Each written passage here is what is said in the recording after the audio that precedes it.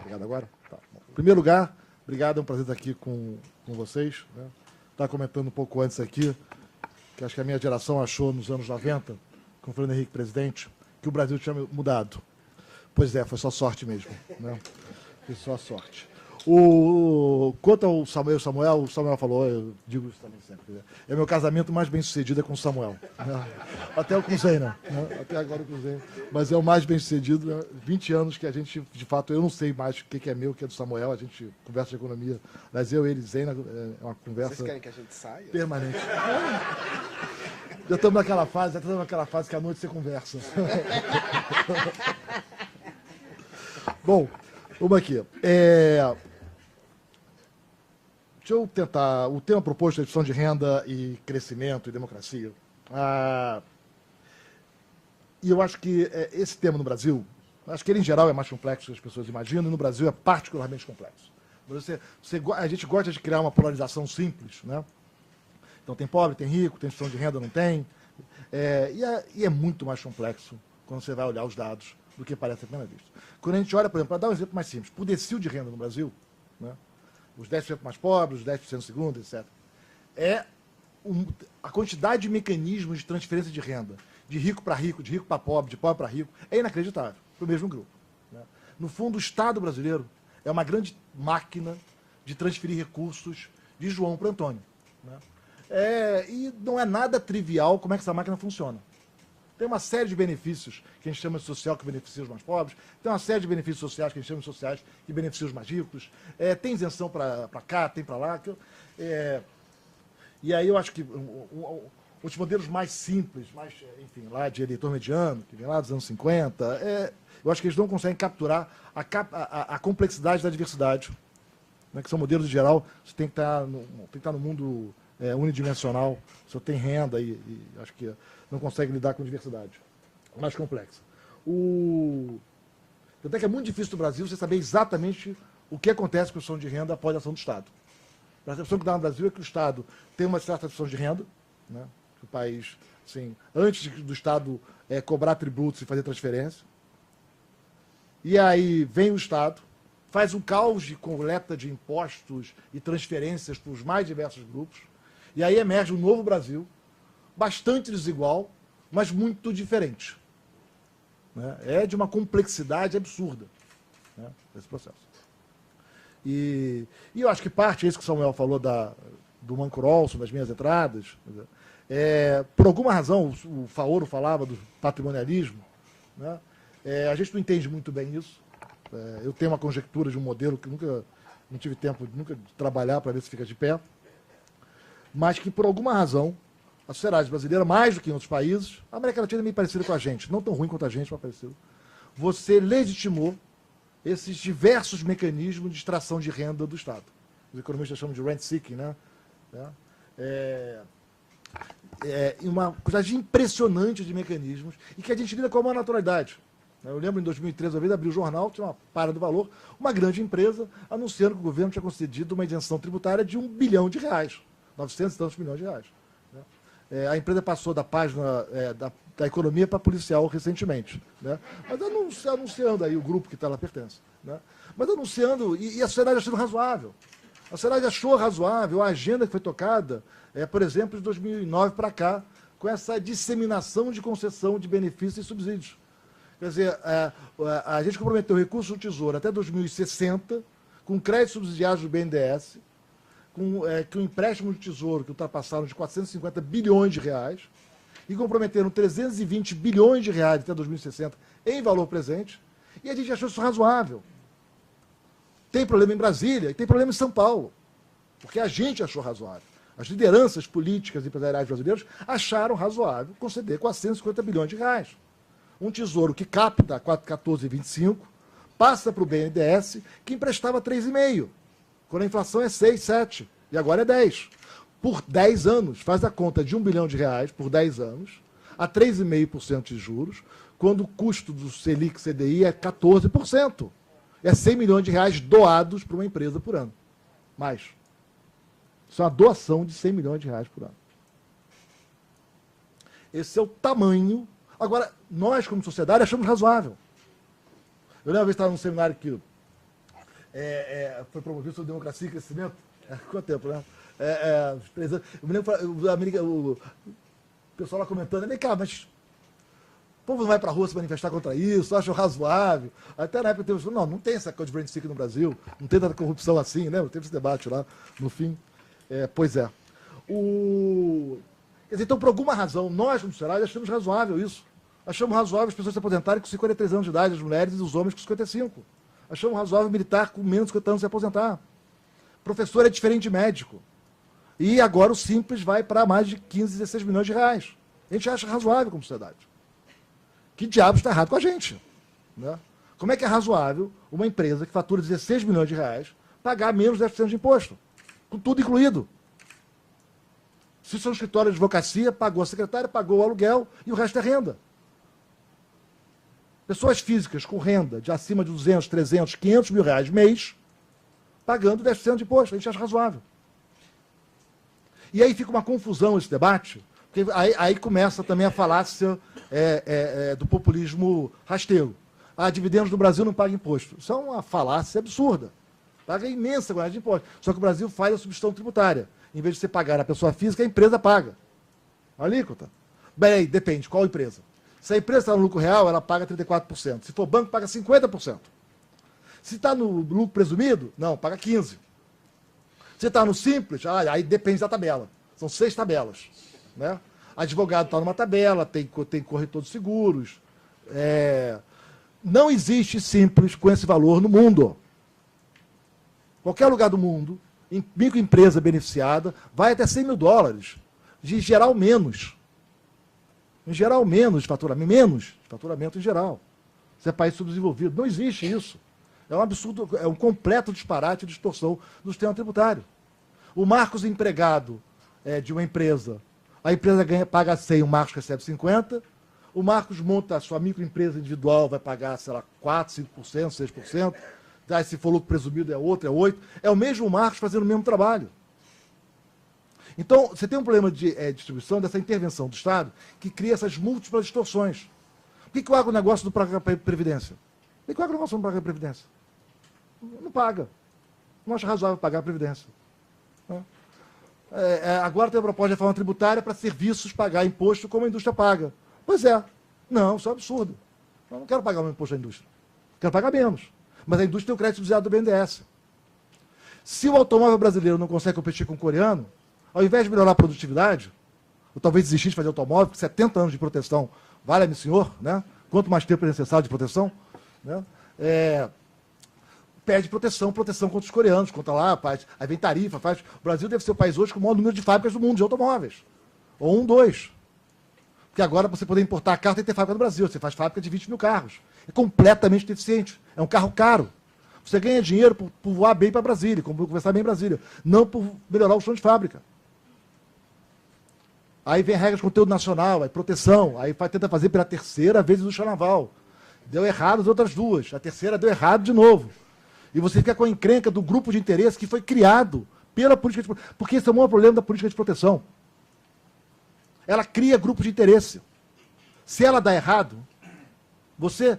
É engraçado, uma vez estava num debate, eu falei assim, mas como é que você pode ser contra a indústria naval? Bacana, estão fazendo navio, empregando gente.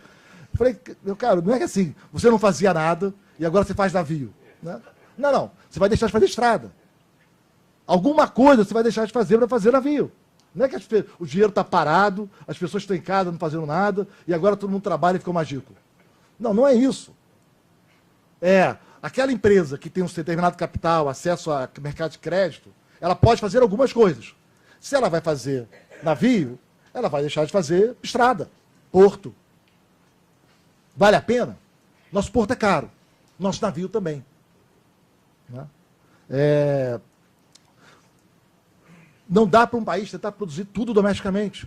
Se você vai tentar fazer tudo, você vai fazer mal feito as coisas. Isso não quer dizer que políticas de proteção devam ser demonizadas. Porque também um pouco do nosso debate é um debate que gosta da polarização fácil. Né? Ela pode ajudar a retórica, ela não ajuda o debate profundo do seu país. Né? Então, você é liberal, você não é liberal, ou você defende um Estado que protege os mais pobres, ou você é pelo Estado mínimo. É inacreditável o tamanho da superficialidade desse debate. É óbvio que não é nenhuma coisa nem outra. Né? É óbvio que não tem mercado sem Estado. Né? Agora, a forma de intervenção do Estado é muito sofisticada. Né? Fazer da maneira como foi feito nos últimos anos enfim, de uma incompetência para além da ideologia. Né? Tem políticas de proteção que funcionam? Tem. Raras. Muito cuidadas.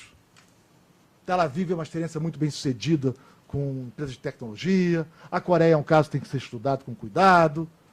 Tem uma quantidade várias vezes maior de fracassos.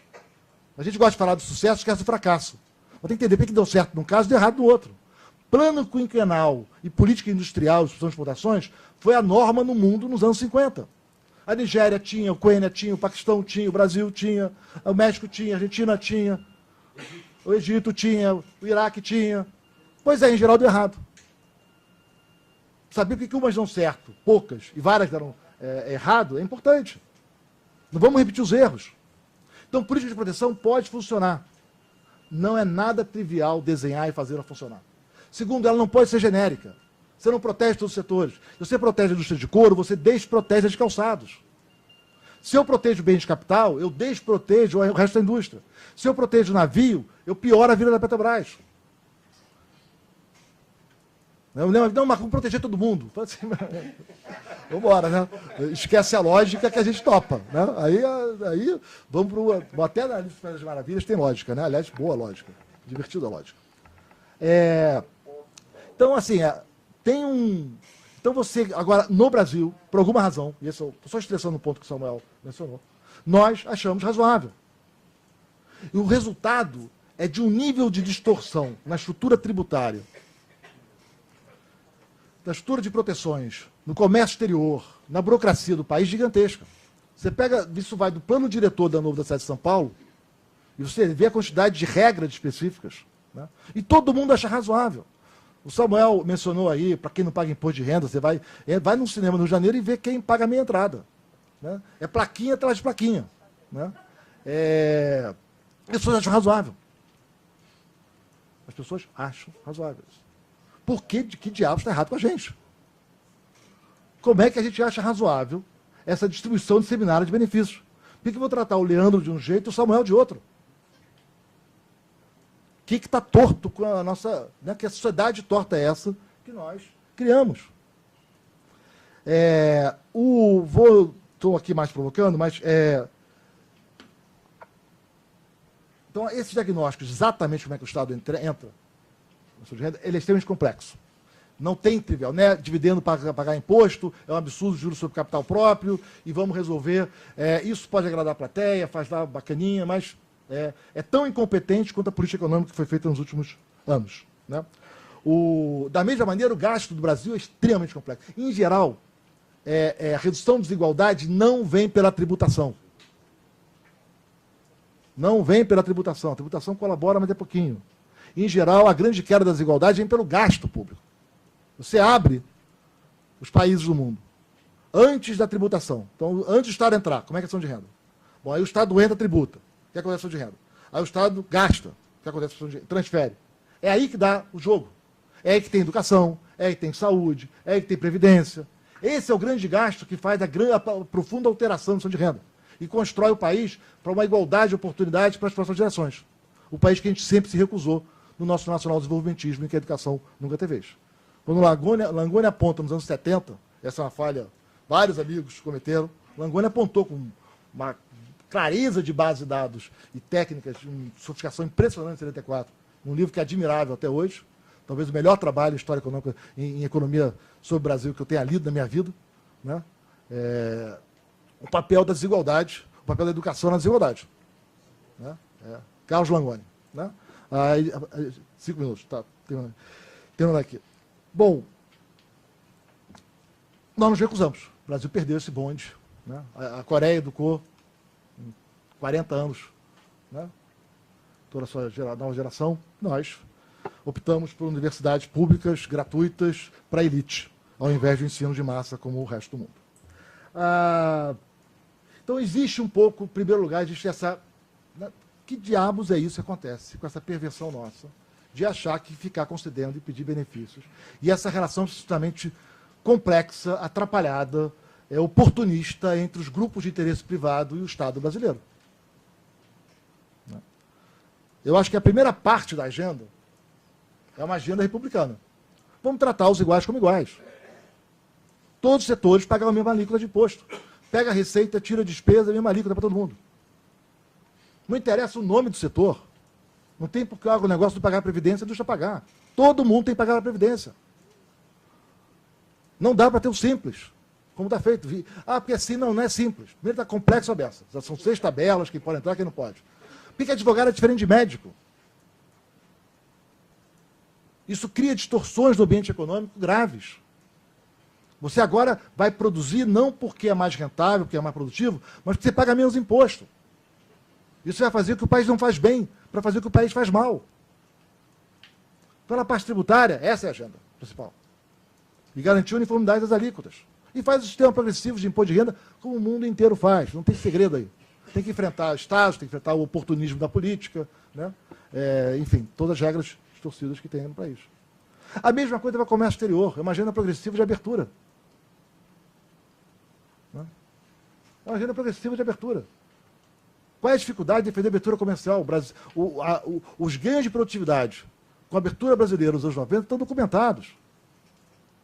Uma vasta gama de trabalhos com microdados, olhando lá. O que aconteceu com a abertura? As empresas passaram a poder importar insumos e bens de capital mais produtivos. E aumentaram essa produtividade. É óbvio que alguns setores não sobreviveram. Mas isso é em todo país do mundo. Nem todo país do mundo faz tudo, não consegue fazer tudo. E se tentar fazer tudo, dá errado. Vantagens do comércio. A gente ensina isso no curso de graduação, esquece que não vai na política pública. Né? Abertura comercial.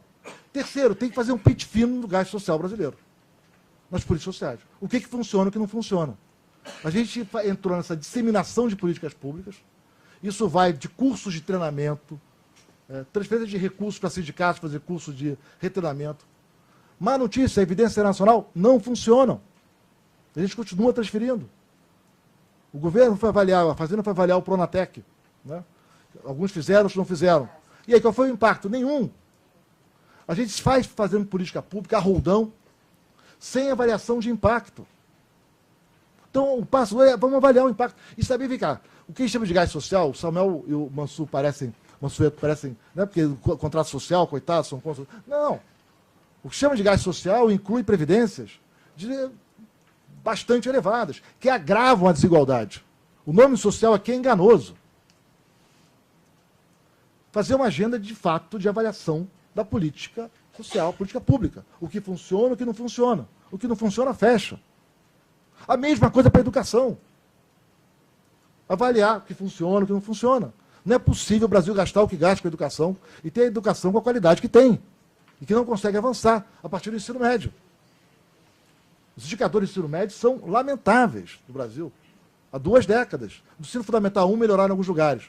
Mas chega no fundamental 2, para de melhorar, vai para o ensino médio e piora. Com os alunos que passam de ano. Né? Como é que o nosso judiciário é tão caro? Nosso judiciário é 3 a 4 vezes mais caro que no resto do mundo. Nossos juízes ganham 6 vezes mais, em termos de renda per capita, 3 a 4 vezes mais, em termos de renda per capita, do que os demais juízes do mundo. Tem algo de errado no judiciário profundamente ineficiente. Agora, e aí eu vou concluir, esse é o desafio. É óbvio que tem um problema grave na política, tem um problema grave em Brasília, né? Mas, por trás desse problema, ele esconde um problema mais grave ainda, que é nosso. São as escolhas que nós fazemos. São as defesas dos interesses miúdos que nós fazemos. Tira o problema de Brasília, restaura o problema real. E o problema real não está em Brasília, está em São Paulo, está em Mato Grosso, está nos estados que não querem fazer ajuste fiscal, está nas corporações que não querem fazer ajuste fiscal, que são contra demitir funcionário público, limitar reajuste de salário se a renda receita não cresceu, são contra a avaliação do desempenho em meritocracia. Esse é o desafio, não está lá. Lá tem um desafio. Mas tem um desafio mais fundamental, mais antigo. É claro que um governo fraco, com uma agenda equivocada e defasada, como é que tem lá, sucumbiu a essa expressão, achava que crescer era dar estímulos para setores. Isso revela a incompetência do governo. Agora, uma sociedade que apoiou em praça pública essa agenda revela uma grave fragilidade que não é de lá, é de cá. Obrigado.